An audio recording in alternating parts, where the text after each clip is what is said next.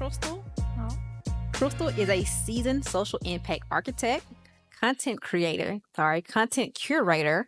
social impact strategist, and philanthropy advisor, known for her proven ability to connect individuals and organizations from different sectors to create tangible results. She has significant experience in system development, project management, live event production, training, and business development. She is currently the founder and CEO of Mosaic Genius, which is a member-only platform designed for investors and entrepreneurs to connect. It is an education resource for investors and entrepreneurs eager to broaden their knowledge and network. Welcome, Crystal. Thank you. And then for Miss Gwendolyn, same, amazing. Thank you. So Gwendolyn Rainey is the founder of the Mystic Crew of Femme Fatale, the first and only Black women-owned parading crew in New Orleans. Inspired by her father, George V. Rainey of the Zulu School Aid and Pleasure Club, Gwendolyn was taught early on that everything you need to be successful is already within you. That belief, paired with deep Mardi Gras roots and a powerful community of partnerships, helped turn a dream into reality. Despite initial thoughts and fears, Gwendolyn followed her calling, hosting the first MKFF meeting in February 2013 and making history by rolling in 2015. Today, MKFF is more than a Mardi Gras crew. It's a movement rooted in cultural celebration, sisterhood, and community impact. Welcome, Gwendolyn. Thank you. And these are 2025 Honorary Doctorate of Dillard University. Yeah. Thank you. Thank you. My instinct is just go ahead and say, Dr. Jackson, welcome Dr. Rainey to the stage. you. Congratulations. We're super excited to have you here and being a part of Rich Lessons. I can't think of two women that are more inspiring as you two are. So we are excited to introduce you to our audience and the Dillard University community so that they can also hear your voices today. Thank Yeah. you. And it's Crystal, I didn't get a chance to talk to you as much in the back, but even getting to talk with, Miss Gwendolyn, I was just like, gosh, these are absolutely amazing women. But to kick it off, we're going to start with you, Crystal. So you've built a powerful system between philanthropy, faith, and innovation. So tell us, what sparked this journey? What was it inside of you that said, this is my work? I love this question because I think, the answer is pretty simple. It's what I was born to do, right? Sort of when did I discover it? I think on the journey of life, when things feel natural to you, Yes. there's a natural flow, like you're not trying to make something fit. It's you sort of figure out this is my lane, but more practically, I am third generation entrepreneur. My father's family is from Texas. My mom's family is from Haiti, then New Orleans, then Mississippi. Shout out to Mississippi. Yes, exactly, Mississippi. And I grew up around people that I wouldn't say had a lot of wealth, but they were self-sustained. So I saw that in 1880, my great-great-grandfather and his brothers purchased 120 acres of land. And my parents have now retired there. Wow. Now, growing up, I thought that was what all Black people did. Mm-hmm. I didn't have the sense that I really did not. It wasn't until I was in college. And I think I've told this story, but I was in college. I went to Spelman and it was a holiday and people were not going home. And I was just confused, well, what do you mean you're not going home? And then it just started to, and they started saying, well, I'll go home at the end of the semester. And so, I started asking more questions. But what that just sort of revealed to me was the privilege I had been given. And a lot, I have to say in this moment of reflection, a lot has been given to me. A lot has been given to me. And gathering on the vineyard, which I started 15 years ago, was to give to people that I knew personally that I thought should be friends. They should do business together. And it was my way of giving to them. So I took my little money and I said, listen, well, if you all get to Martha's Vineyard, I'll pay for everything else. It was like 12 of them. And they said, okay, we'll come. And then at the end of this gathering, they were like, okay, next year. And, I looked at them like, well, what's next year? Like, who's planning it? Right. And they said, you are. And so this work continued to build.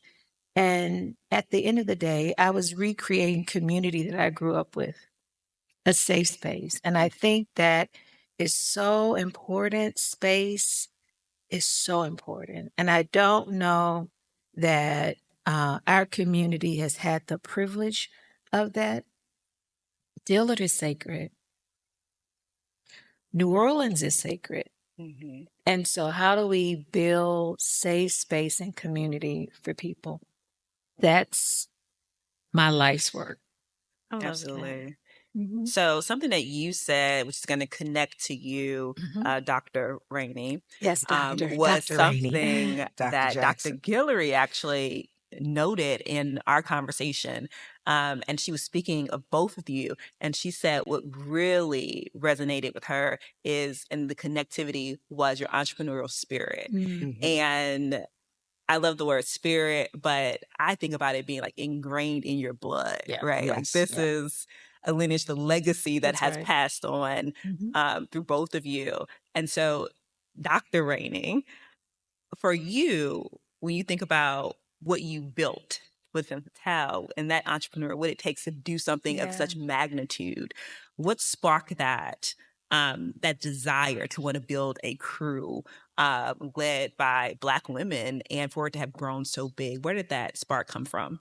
So, first of all, we were the missing piece in this community. We have a very rich culture in New Orleans, in particular in Mardi Gras. We're known throughout the world for Mardi Gras. And I had this vision that came to me in 2012 that said, why don't you put together a Black Mardi Gras women's group? And as I was sharing, as I was sitting down in the back, and I told God, God, I'm not doing that. I sat on it for 1 year. I said, God, that's too much. But I realized along the way that it would not let me go. And I realized along the way that God was calling me. And as I heard you read my bio, when I spoke it to my father, he said, Gwen, you have everything that you need to be successful. The resources are with you. I grew up in Zulu. My father was a member for 57 years. I did a lot of events. I went to a lot of places. I've seen a lot. I've seen how they put their parades together, their annual ball that they had together. And so then I said one day, okay, God, I'm going to do this. But before I move on, I'm going to say that one day was Mother's Day in 2012, and I was watching Oprah Winfrey with the late Dr. Maya Angelou.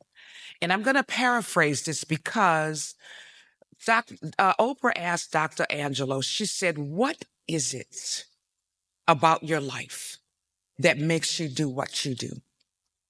And so Dr. Angelo said, you got to have the courage to do it.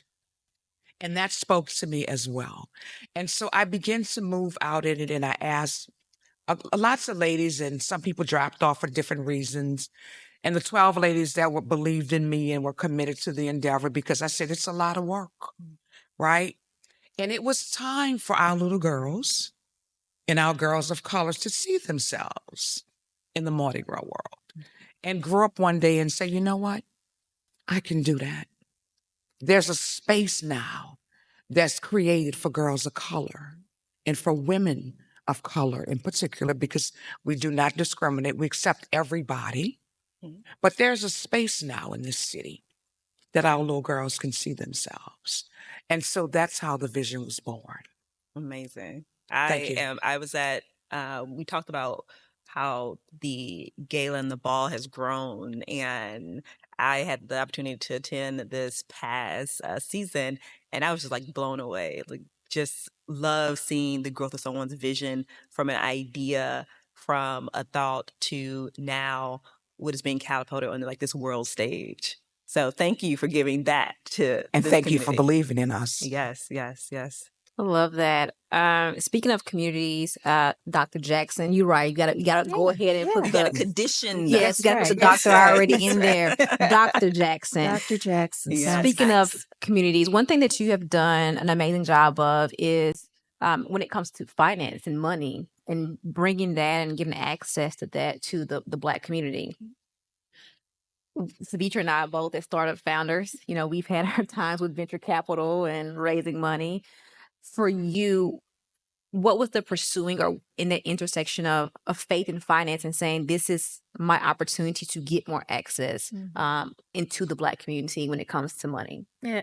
You know, it's interesting. It's not a very old term, but I would categorize the work I do around impact investing. So in the investment world, it's probably like if if I'm a hardcore investor, I don't want to be considered an impact investor. But it's the language is impact investing, values investing. And what it simply means is my investing does no harm, right? So the way I define it as is this investment, to quote my mentor, Frida Kapor, is this investment going to make the gap between have and have not wider? Have and have not, black, purple, whatever color, right? But is this investment actually going to harm? Or is this investment going to close gaps?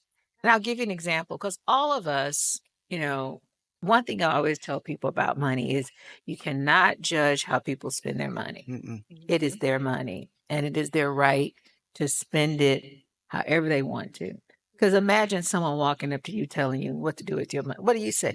You don't tell me what to do with, that's the normal reaction. When you start to talk about values and impact investing, what I always say to people, I have them think about the exercise, right? So when they say, I'm going to invest in X, I'll say, does that community need another one of those? Is that business going to increase vices, poor health, addiction, right? Is that business? Yeah, it's profitable, but is that going to raise folks' debt even more? That's probably not an impactful or value investment. But is that investment going to create cleaner air, cheaper electricity, give those incarcerated cheaper ways to make phone calls home, right? Yeah. That's when you start to have a conversation with people and say, well, let's think a little bit more about the investment. And I think the principle around faith, my belief, is so connected to it. And I actually shied away from this body of work, I would say, for about 8 years. And finally, it just dawned on me that if people aren't informed, right, then they can't make different decisions. So when you think about founders like you and Savitra that probably, and I'm assuming, didn't have an uncle to call for your friends and family raise. I had an uncle that called me. That's probably still calling you, right? Indeed. Right. But a way to make impact could simply be saying, let me find a group of founders and let me be that early stage investor, right? So there's impact investing that I think fits into the investment class. People are starting to be more comfortable. So you also use language around, I'm going to invest with my values. And one thing that I'll say, I don't have the article with me, but I'll find it. There's this big wealth transfer that's happening over the next couple of years. And these young people are not investing the way their parents did.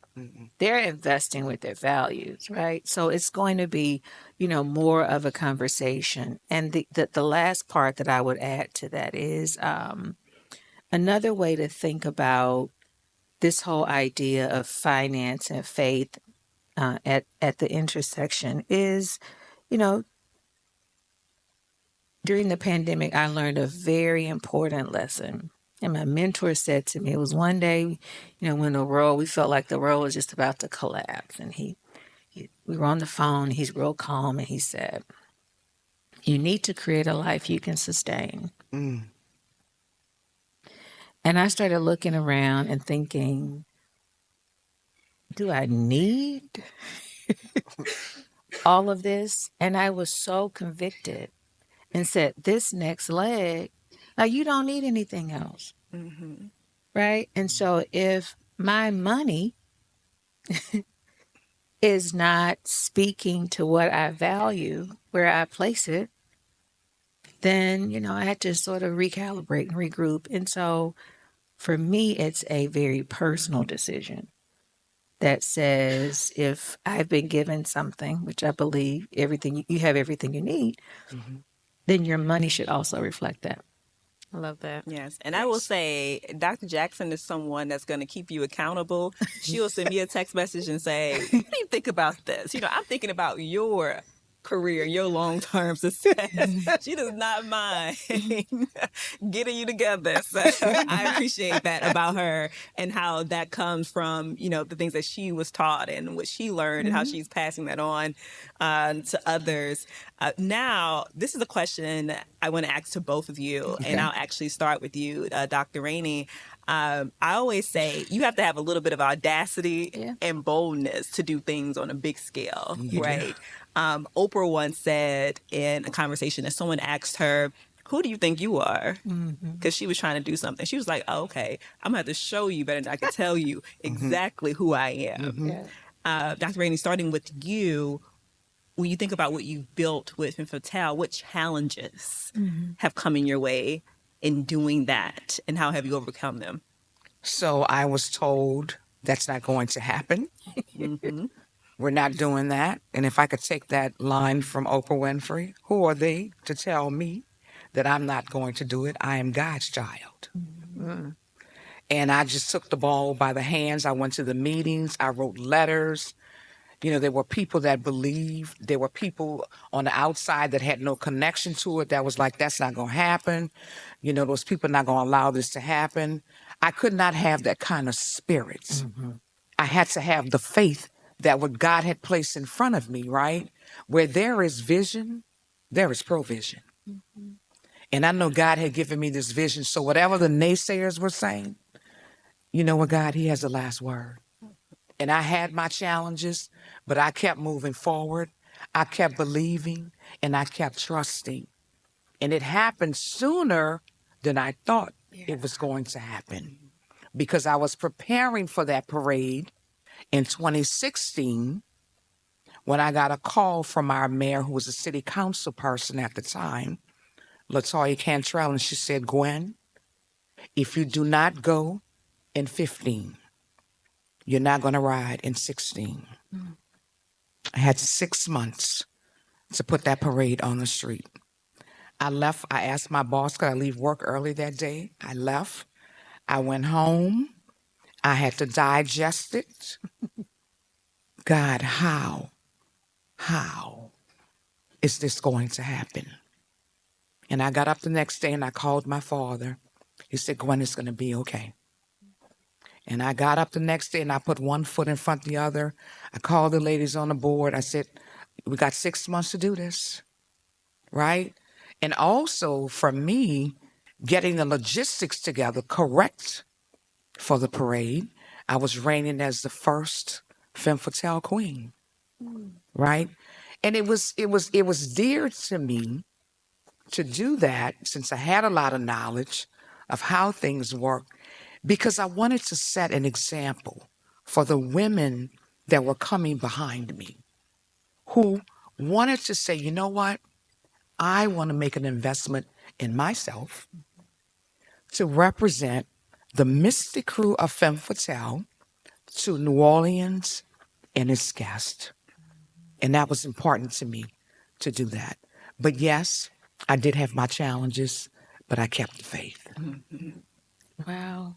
Oh my gosh. I'm going to try to answer this without tearing up, or doing the ugly cry.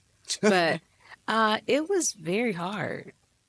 It was like, I wish I could, paint a picture that it was a very easy journey. It was when I first started my business, I think when I first became an entrepreneur, I became an entrepreneur because I needed to be a caregiver. This is the part most people don't know. And I just remember going into the office and asking my boss permission to sit with my grandmother, who was, dying. And I just remember thinking, this feels awkward. And he looked at me. He said, "Well, how many days you think you're going to need?" He's right. Like, we run a business and we need you to. And something in me said, this isn't the path, because I am not going to choose between sitting with my grandmother and this job, right? And so, and again, out of some privilege there, though, that I could decide that I wasn't going to do this job anymore because I'm going to go sit with my grandmother. But and there was a process. So I don't want to tell young people I went in his office and but I did the 2 weeks and I did all the things, you have to do. But fast forward, I just remember that, of course, she passed, and, and I was in this kind of dark space. It was like foggy, like, okay, well, God, I thought, I'm going to do this and she's going to get better, right? And, so none of those things played out. So about 1.5 years, I was a volunteer, and I volunteered at different places, and I started to say, okay, I'm feeling like I get my legs back underneath me. My head was getting clearer. And the short version was, when I decided to be a full-time entrepreneur, y'all will probably laugh at this, but I started going through a list of all the things I couldn't afford anymore, right? And so women understand this. I couldn't get my nails done. I was like, oh, God, check that off. Got to do my own hair. Check that off. All the things that if I was going to take this road, these are the things. And the first year, I think I made $12,000. And I moved back home. And so, I'm still trying to figure it out. I'm still doing free grant writing seminars in small towns where I knew people didn't have access to information, because my work is rooted in giving access and opportunity, right? So I feel like if you're going to say a thing, do the thing, be the thing, right? And, I'm like, but these things don't create revenue, but I'm still going. Started picking up a little bit, and my mom and I were joking. And I said, "Ma, you remember when I was so broke, I used to sleep in the airport? Like, I couldn't afford the hotel airport, the one that's next to the airport." She said, "Oh, I remember. I would be so worried about you." But again, yeah, there were people I could have called for money, but I had made this decision, right? Like, so I'm going to be grown. I'm going to own this journey, right? Yes. And, but I remember curling up on chairs and my purse was my pillow, right? Because I would rather give the $10 I had to the cause, right, than to the hotel. And, these were things I did in silence. And I would say a good 2-3 years. And even institutional philanthropy, people that look like me that I would go to and share that idea would say, well, that'll never work. And I don't know that that's a good idea. And how are you going to measure it? And so I would say, okay. So I would just keep going, and this would show up here, or this would show up there. And I had friends that were like, well, sleep on my sofa. You can come get to the city. I'm going to introduce you to so-and-so, and, sleep on my sofa. And my friends were telling me tricks I could do. Like, well, if you can't afford the full dinner, show up for dessert. And dessert will probably start around. So, it was a whole system, a whole process of thinking that I had to sort of reinvent. And then one day I looked up and, life had changed, of course. And I remembered those days, right? But those are what I call, the testing ground for, are you committed to this, right? And so now when I see people and people are starting out, I'm always looking for the person that's kind of looking like they feel like they're out of place, or they may not have enough of this. And so I don't make assumptions about, because people have made it to the conference. I don't know what they sacrificed to get there. Right. And so, you know, those were those very difficult times. And then, you know, I just kept going. Like there would always be just something that would be enough, right? It would just be like Enough. enough. And so you just keep moving and moving. And then, you know, I ended up hanging out with billionaires, right? Yeah. But and people ask all the time, like, this is so, and when people say this, like they'll see me and have a perception. And I'll say, you don't know the full story, right? I can sit with a billionaire because I'm not going to lose myself, right? Like, you're not about to buy me. You're right. Like, I'm not a commodity. My community's not a commodity. Because I remember when I was hoping that the check would come. Yeah. Right? I remember because I was like, oh, I can't keep going back to my mom and my dad and my aunt saying, because at some point they're going to be like, you need to like get a job. But I just kept trying to follow what I believe was the voice that said, there is this gap, there's this work you're to do. And, you know, the last thing I'll say about that is oftentimes people talk about the struggle, but they don't talk about the decision to own what you say you're doing. What I mean by that is I just wanted to have authenticity. And so now in the spaces I create, I am extremely intentional about people who have no social capital. You are coming to sit at this table, right? Like, I don't care how broke or whatever the case, like it's for everybody if you're committed to the work. And so sitting here at Dillard and, you know, this honor, I think about Crystal in the airport. You know, like that's just a journey. You've done the work though, and it's interesting because I had a chance to speak with Dr. Rainey. We were backstage, and she said to me, everybody has a story. Yeah. Everybody has a story. Yeah. She said, One of the things, if I could comment, one of the things that we touched on, you know, a lot of times people see your glory. Yeah. But they don't know the story. They don't know the nights that you were on your knees when you were talking to God. You know, when you were crying out. Sometimes they don't know everything that you're dealing with. Because when we come out in the morning, we look like, hey, everything is okay. That's right. It's like, ooh. I think another characteristic, well, I want to say character development piece that this has taught me is, and I hope this is helpful to people in this room. You know, a lot of the people that told me no early they've come around. Like everyone that, and some have even said, I'm sorry for the way I turned you off, or, you know, responded to you, or didn't advocate for you. And, you know, and this is very interesting. I don't hold it. Like, I think what you have to develop is not just external tough skin, but internal.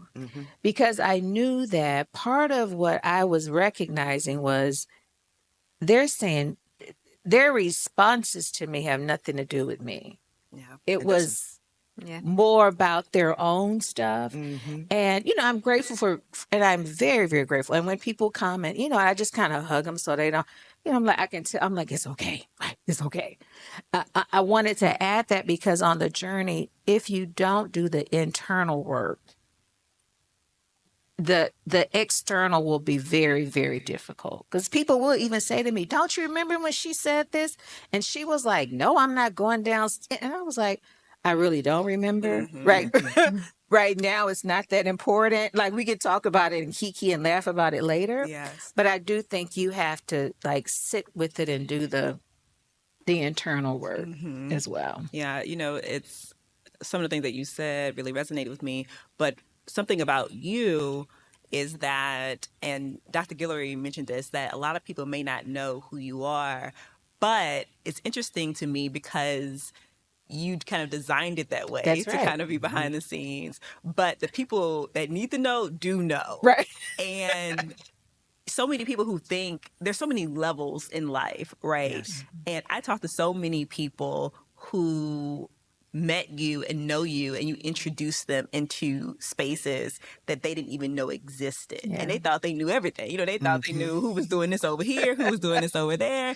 And you opened up entire new rooms to them and tables, and myself included, and my husband Austin included in that. And so I think that's so powerful. And you talk about now those people, those billionaires, some of the largest foundations in the world are now sitting at the table that you prepared. Yeah. And not only are they sitting there, they're sitting there listening to what you have chosen to center, and that is the work of Black people and the work of HBCUs. And so y'all not only go listen, but y'all also go put your money into these causes. Yeah. So I think that has been one of the most incredible thing for me as I watched your journey, and also obviously watch your journey from afar and been a part of it as part of this community.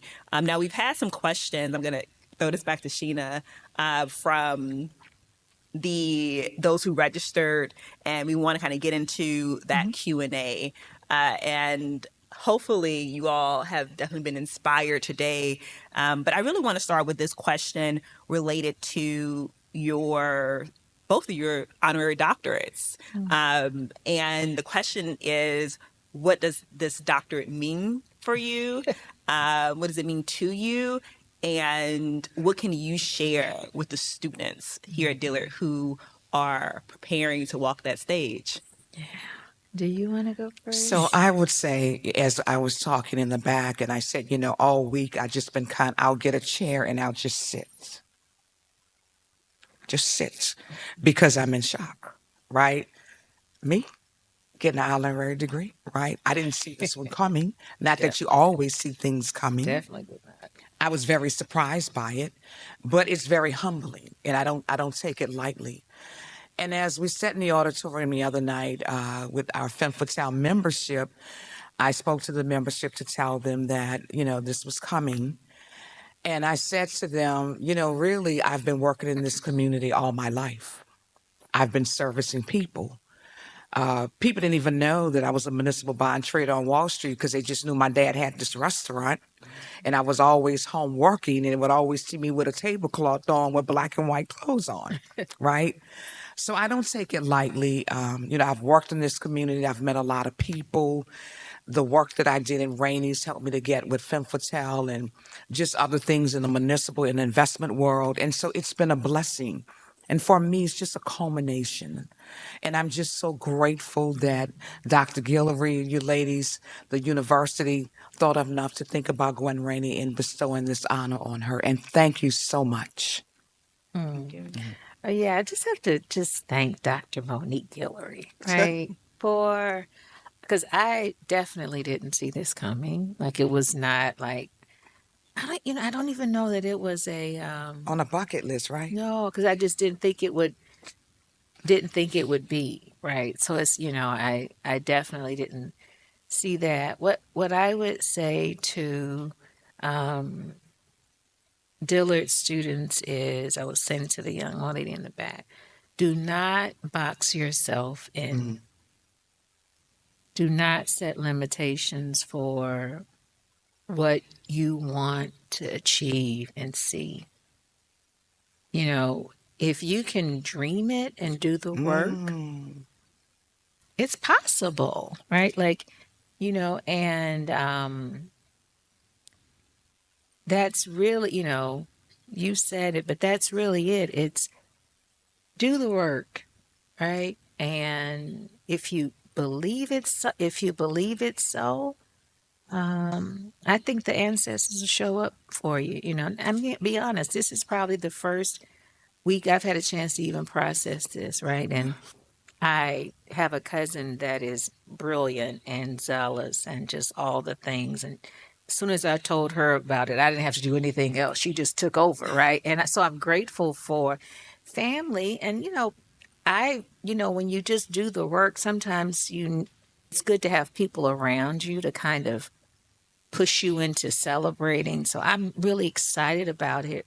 And I thought about this too. I wonder when my folks came here to New Orleans from Croix Bouquet, I'm like, I wonder if any of them would have gone to Dillard, right? Like, is this a part of my own family story, right? Somehow I feel that connection. So I would just say, do the work, the recognition comes, and I'm so grateful. If I could add, I would say to young people, find your place in life. Yeah. There's a place for you. And when you find that place, embrace it. Yeah. Embrace that place. And when you get there, be true to yourself. That part. Because as we talked earlier, what's on the inside of you, if it's not right, when you get there, it's going to come out. And you want to show up and be the best person that God has created you to be. Yeah. Thank you. Thank you. As we prepare to close out, the question that I want to leave us with is, you both have clearly from your bios, from sitting and talking to you, absolutely amazing. And you both have given amazing advice to students and who's graduating, but your legacy. If you had to say, what would you like your legacy to be to the communities, to young Black women, to New Orleans, to the world? What would you say you want your legacy to communicate? I was asked this question during an Essence interview, and for me, all I know is helping and serving people and trying to help people get to the next level. And for women in particular, it's about breaking the glass ceiling, because there's still so many ceilings we have to get through as Black women.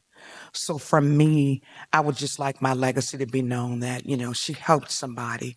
She broke glass ceilings, and if she can do it, I can do it.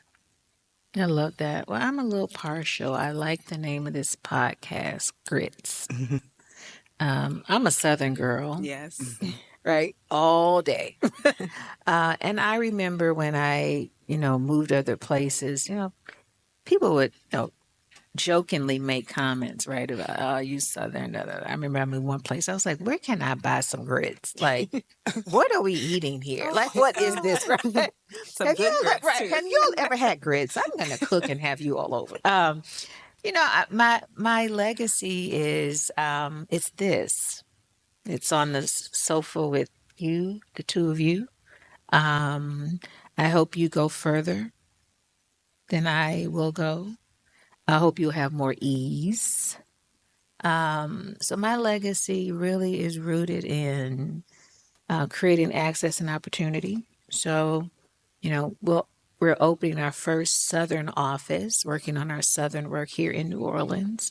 Of course, other cities were like, come here, come here, come here. I was like, well, no, this is my folks' first stop. This is home. New Orleans is the most populous place in the South. I don't care what people start trying to say. All roads lead back through here. Every time I would tell someone I'm getting this degree from Dillard, my auntie, my mama, my da da da da da, And one person was quite well known. I won't say her name, but they connected it all back to Dillard. I was like, oh, we gonna work on making sure she and Dr. Dillard are really cozy. But my legacy is in this moment. It's everything I'm doing now from the moment that my mentor said to me, Crystal, you don't need anything else. He was so right. Like, I don't, So to answer that question, it's Dillard. Dillard's now my legacy. Oh, I love that. New Orleans is my legacy. The two of you are, right? I'm ready to have a flower cart somewhere with a big hat and a big flowy skirt and say, go forth. The table has been set. Yes. The legs are under it. The people are around it. They're waiting. What do you want to do? That's it. Love it. Yes. That's Well, it. thank you both for being here with welcome. us Thank today. you. Thank you for being on this campus. And again, congratulations Thank to both of you. you for receiving an honorary doctorate from the Dillard University. Yes. Yes. We have Dr. Crystal Jackson and Dr. Dr. Gwendolyn Rainey, Rainey. everyone. Thank you. Thank Congratulations to the two of you. Yes. Thank you. you. Young This women. is fun. And we will be rebroadcasting this episode for the next 2 weeks on WBOK, as well as you can find the stream of this episode on YouTube. We'll make sure we send all the links out. Thank you, everyone. That's this episode. Thank you. Thank you. This was good.